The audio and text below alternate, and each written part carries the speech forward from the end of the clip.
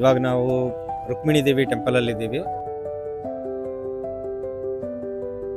So ಇದರ ವಿಶೇಷತೆ ಏನಂದ್ರೆ, ನೀರಡಿಕೆ ಆದಂತಹ ದುರ್ವಾಸ ಮುನಿಗಳು ಇಲ್ಲಿ ಬಂದಾಗ ರುಕ್ಮಿಣಿ ದೇವಿಯವರಿಗೆ ನೀರನ್ನು ಕುಡಿಯಲು ಕೇಳಿದ್ರಂತೆ. ರುಕ್ಮಿಣಿ ದೇವಿಯವರು ಅವಾಗ ನೀರನ್ನು ದುರ್ವಾಸ ಮುನಿಗೆ ಕೊಡದಿದ್ದಾಗ ದುರ್ವಾಸ ಮುನಿಗಳು 2 ಶಾಪವನ್ನು ಕೊಟ್ಟಿದ್ರಂತೆ. ಒಂದು, ಈ ಊರಲ್ಲಿ ನೀರೇ ಇಲ್ದಂಗಾಗ್ಲಿ ಅಂತ ಒಂದು.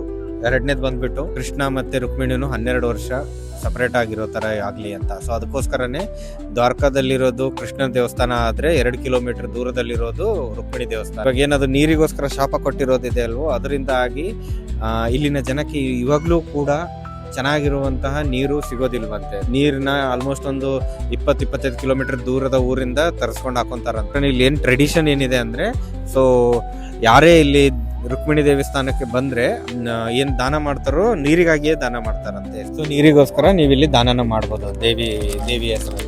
ಸೊ 1000 ರೂಪಾಯಿ ಕೊಟ್ರೆ ಒಂದು ದಿನದ ನೀರನ್ನು ಟ್ಯಾಂಕರ್ ಇಂದ ಏನ್ ತರಿಸ್ತಾರೋ ಅದಕ್ಕಾಗತ್ತಂತೆ. 500 ರೂಪಾಯಿ ನೀರೇನಾದ್ರು ತರಿಸಿದ್ರೆ ಹಾಫ್ ಡೇಗೆ ಸೊ 200 ರೂಪಾಯಿದು ಕೂಡ ಮಾಡ್ಬೋದು. ನಾವು 200 ರೂಪಾಯಿದು ದಾನ ಮಾಡಿದ್ವಿ.